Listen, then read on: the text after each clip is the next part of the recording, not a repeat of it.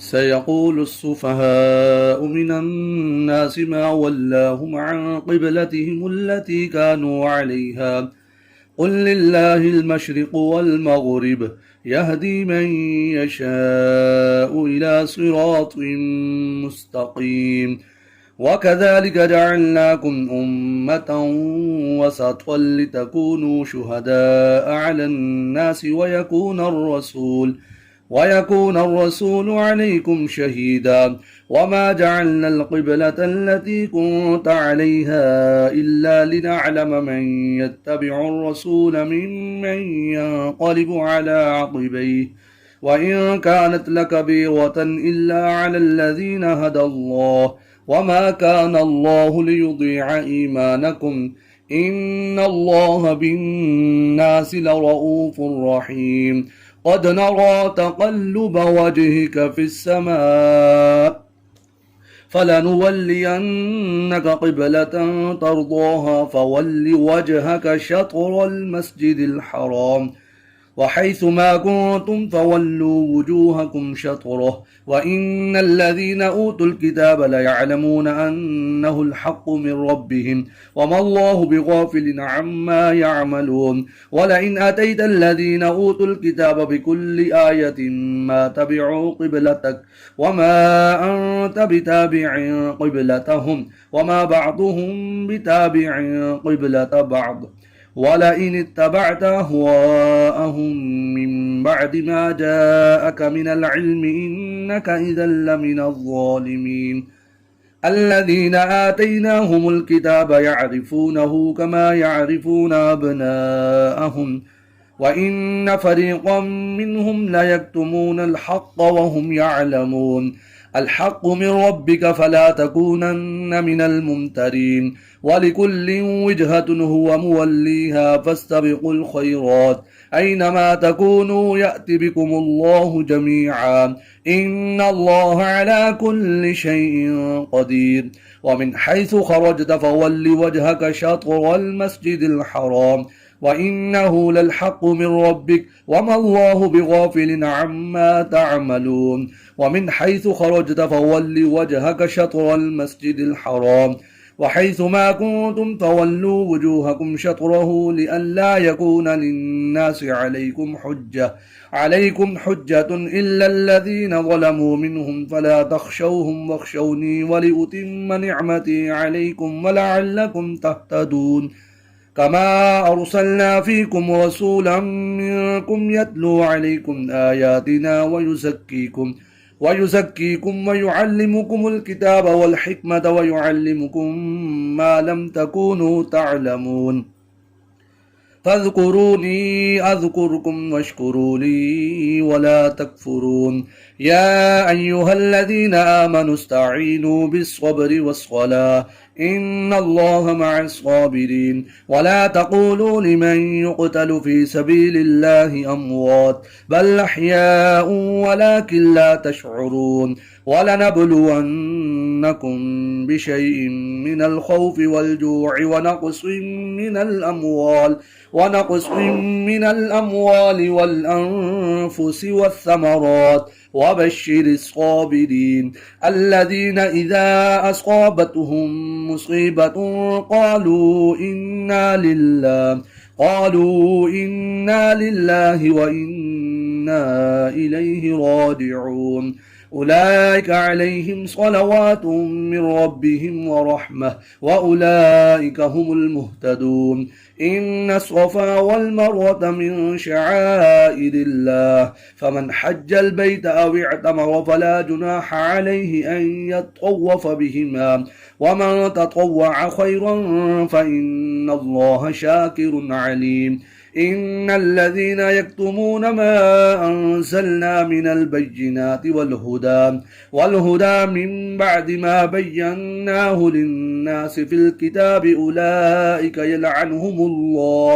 أولئك يلعنهم الله ويلعنهم اللاعنون إلا الذين تابوا وأصلحوا وبينوا فأولئك أتوب عليهم وأنا التواب الرحيم. إن الذين كفروا وماتوا وهم كفار أولئك عليهم لعنة الله والملائكة والناس أجمعين خالدين فيها لا يخفف عنهم العذاب ولا هم ينظرون. وإلهكم إله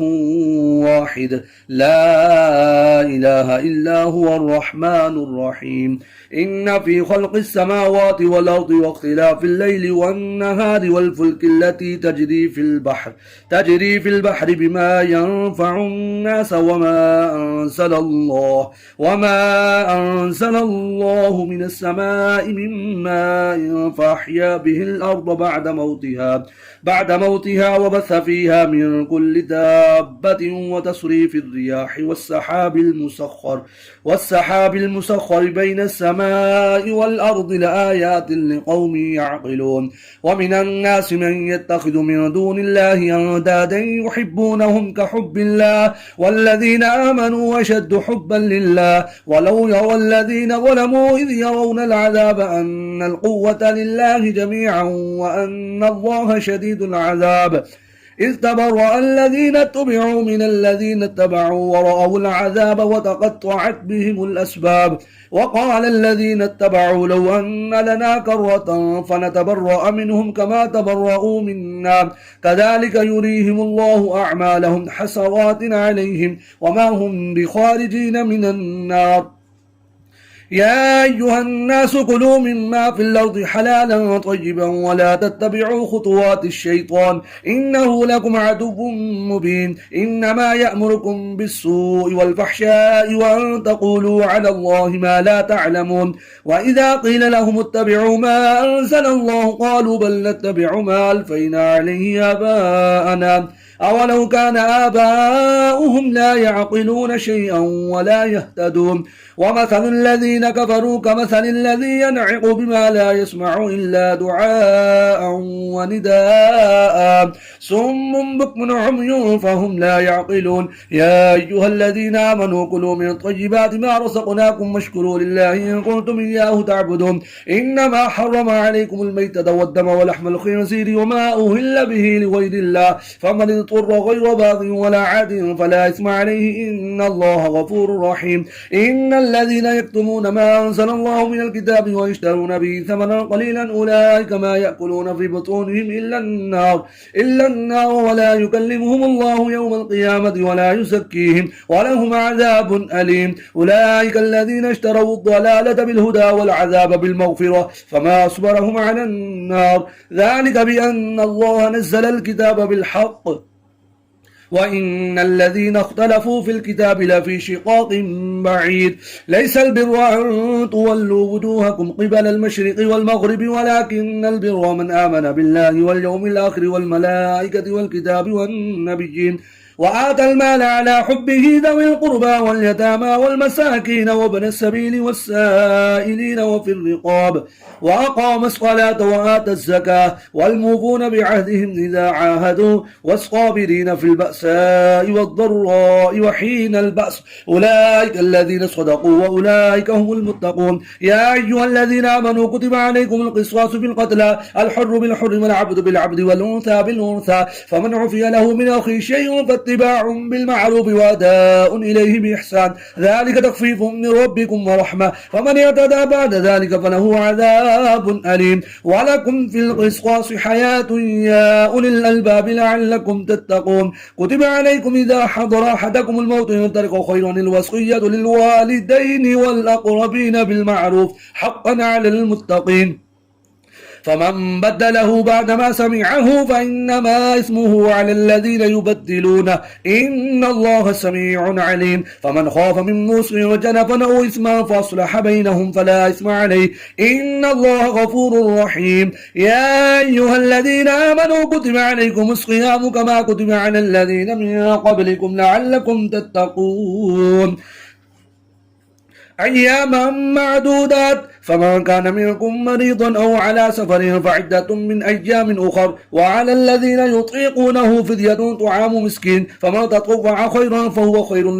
فهو خير له وأن تصوموا خير لكم إن كنتم تعلمون شهر رمضان الذي أنزل فيه القرآن هدى للناس وبينات من الهدى والفرقان فمن شهد منكم الشهر فليصمه ومن كان مريضا أو على سفر فعدة من أيام أخر يريد الله بكم اليسر ولا يريد بكم العسر ولتكملوا العدة ولتكبروا الله على ما هداكم ولعلكم تشكرون وإذا سألك عبادي عني فإني قريب أجيب دعوة الداعي إذا دعاني فليستجيبوا لي وليؤمنوا بي لعلهم يرشدون أحل لكم ليلة الصيام الرفث إلى نسائكم هن لباس لكم وأنتم لباس لهن علم الله أنكم كنتم تختانون أنفسكم فتاب عليكم وعفى عنكم فالآن باشروهن وابتغوا ما كتب الله لكم وكلوا واشربوا حتى يتبين لكم الخيط الأبيض من الخيط الأسود من الفجر ثم أتموا الصيام إلى الليل ولا تباشروهن وأنتم عاكفون في المساجد تلك حدود الله فلا تقربوها كذلك يبين الله آياته للناس لعلهم يتقون ولا تأكلوا أموالكم بينكم بالباطل وتدلوا بها إلى الحكام لتأكلوا فريقا من أموال الناس بالإثم وأنتم تعلمون يسألونك عن الأهلة قل هي مواقيت للناس والحج وليس البر بأن تأتوا البيوت من ظهورها ولكن البر من اتقى وأتوا البيوت من أبوابها واتقوا الله لعلكم تفلحون وقاتلوا في سبيل الله الذين يقاتلونكم ولا تعتدوا إن الله لا يحب المعتدين واقتلوهم حيث تقفتموهم وأخرجوهم من حيث أخرجوكم من الفتنة وشد من القتل ولا تقاتلوهم عند المسجد الحرام حتى يقاتلوكم فيه فإن قاتلوكم فاقتلوهم كذلك جزاء الكافرين فإن انتهوا فإن الله غفور رحيم وقاتلوهم حتى لا تكون فتنة ويكون الدين لله فإن انتهوا فلا عدوان إلا على الظالمين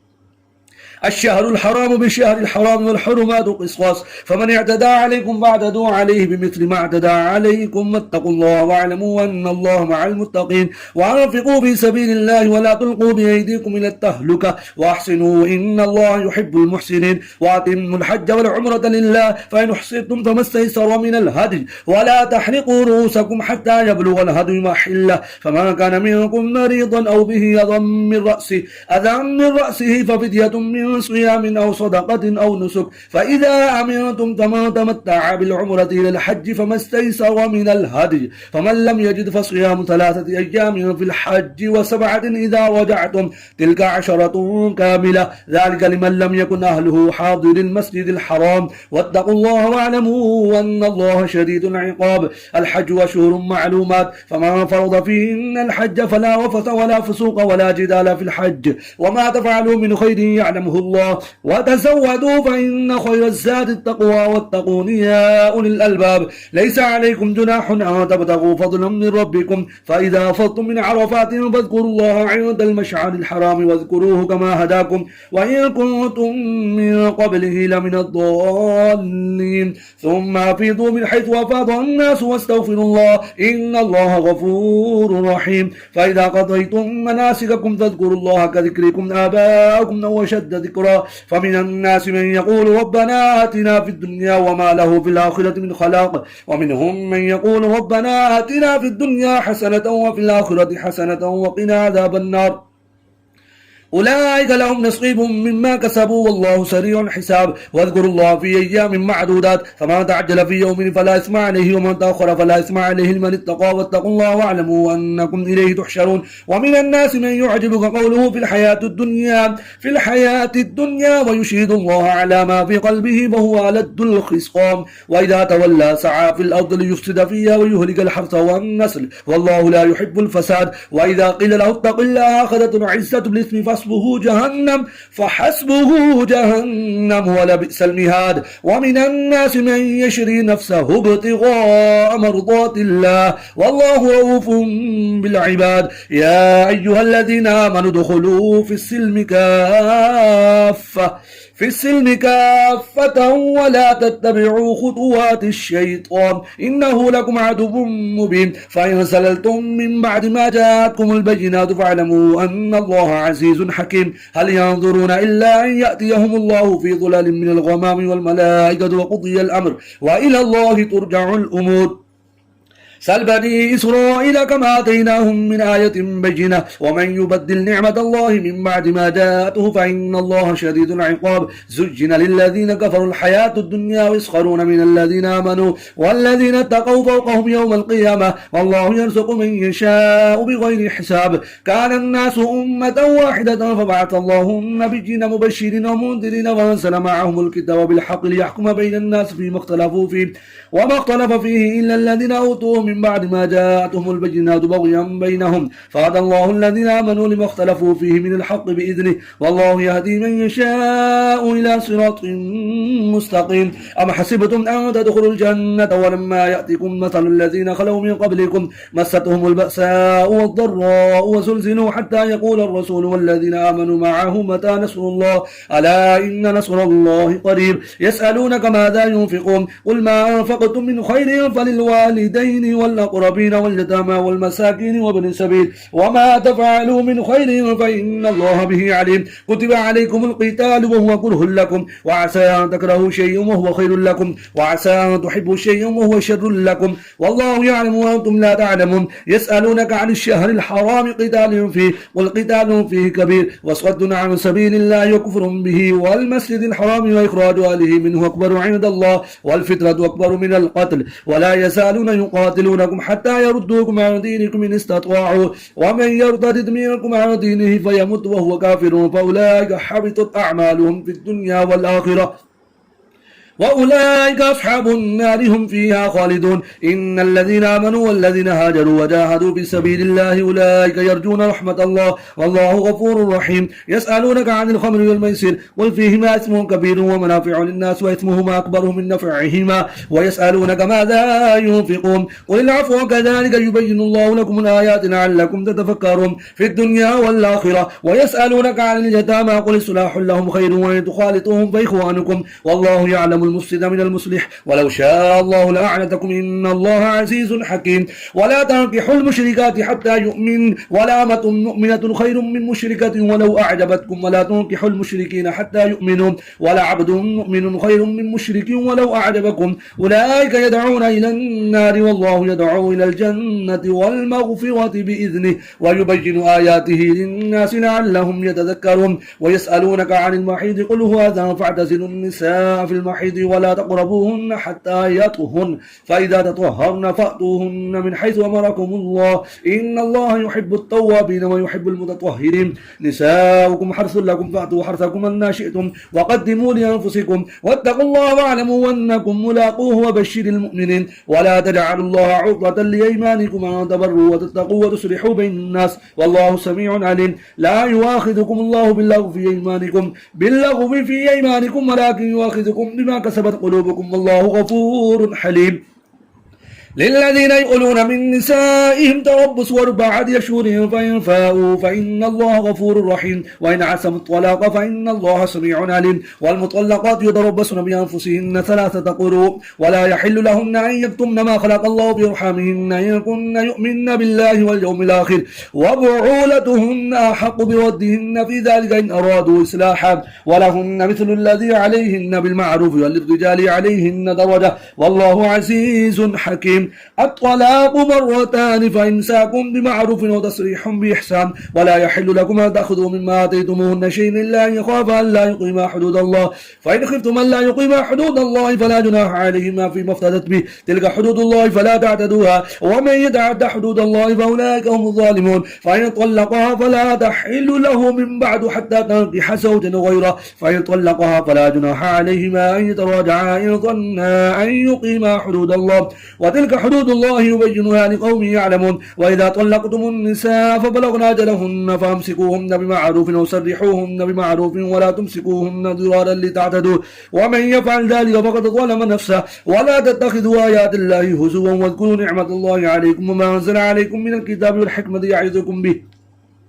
واتقوا الله واعلموا أن الله بكل شيء عليم وإذا طلقتم النساء فبلغن أجلهن فلا تعذروهن أن ينكحن أزواجهن إذا تراضوا بينهم بالمعروف ذلك يوعظ به من كان منكم يؤمن بالله واليوم الآخر ذلكم أزكى لكم وأطهر والله يعلم وأنتم لا تعلمون والوالدات يرضعن أولادهن حولين كاملين لمن أراد أن يتم الرضاعة وعلى المولود له رزقهن وكسوتهن بالمعروف لا تكلف نفس إلا وسعها لا تضار والدة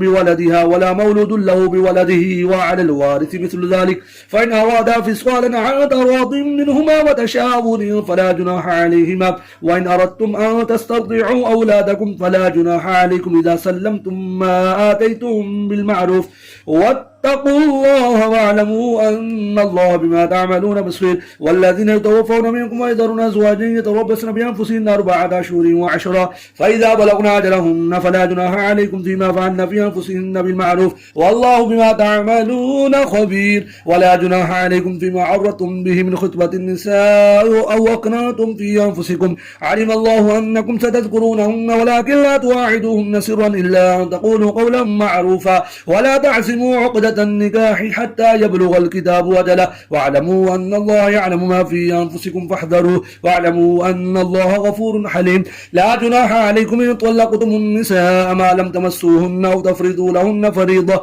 ومتعوهن على الموسع قدره وعلى المقتر قدره متاعا بالمعروف حقا على المحسنين وإن طلقتموهن من قبل أن تمسوهن وقد فرضتم لهن فريضة فنصف ما فرضتم إلا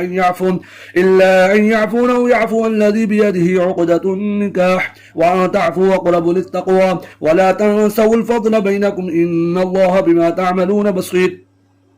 حافظوا على الصلوات والصلاة الوسطى وقوموا لله قانتين فإن خفتم فرجالا أو ركبانا فإذا أمنتم فاذكروا الله كما علمكم ما لم تكونوا تعلمون والذين يتوفون منكم ويذرون أزواجا وصية لأزواجهم متاعا إلى الحول غير إخراج فإن خرجنا فلا جناح عليكم فيما فعلن في أنفسهن من معروف والله عزيز حكيم وللمطلقات متاع بالمعروف حقا على المتقين كذلك يبين الله لكم آياته لعلكم تعقلون ألم تر إلى الذين خرجوا من ديارهم لهم ألوف حذر الموت فقال لهم الله موتوا ثم أحياهم إن الله لذو فضل على الناس ولكن أكثر الناس لا يشكرون وقاتلوا في سبيل الله واعلموا أن الله سميع عليم ما ذا الذي يقرض الله قرضا حسنا فيضاعفه له أضعافا كثيرة والله يقبض ويبسط وإليه ترجعون ألم تر إلى الملأ من بني إسرائيل من بعد موسى إذ قالوا لنبي له مبعث لنا ملكا نقاتل في سبيل الله قال هل عسيتم إن كتب عليكم القتال ألا تقاتلوا قالوا وما لنا ألا نقاتل في سبيل الله وقد أخرجنا من ديارنا وأبنائنا فلما كتب عليهم القتال تولوا إلا قليلا منهم والله عليم بالظالمين وقال لهم نبيهم إن الله قد بعث لكم طالوت ملكا قالوا أنا يكون له الملك علينا ونحن أحق بالملك منه ولم يؤت سعة من المال قال إن الله اصطفاه عليكم وزاده بسطة في العلم والجسم والله يؤتي ملكه من يشاء والله واسع عليم وقال لهم نبيهم إن آية ملكه أن يأتيكم التابوت فيه سكينة من ربكم وبقية مما ترك آل موسى وآل هارون تحمله الملائكة إن في ذلك لآية لكم إن كنتم مؤمنين فلما فصل طالوت بالجنود قال إن الله مبتليكم بنهر فمن شرب منه فليس مني ومن لم يطعمه فإنه مني إلا من اغترف غرفة بيده فشربوا منه إلا قليلا منهم فلما جاوزه هو والذين آمنوا معه قالوا لا طاقة لنا اليوم بجالوت وجنوده قال الذين يظنون أنهم ملاقوا الله كم من فئة قليلة غلبت فئة كثيرة بإذن الله والله مع الصابرين ولما برسوا لجالوت وجنوده قالوا ربنا افرغ علينا صبرا وثبت أقدامنا وانصرنا على القوم الكافرين فهزموهم بإذن الله وقتل داود جالوت وآتاه الله الملك والحكمة وعلمه مما يشاء ولولا دفع الله الناس بعضهم ببعض لفسدت الأرض ولكن الله ذو فضل على العالمين تلك آيات الله نتلوها عليك بالحق وإنك لمن المرسلين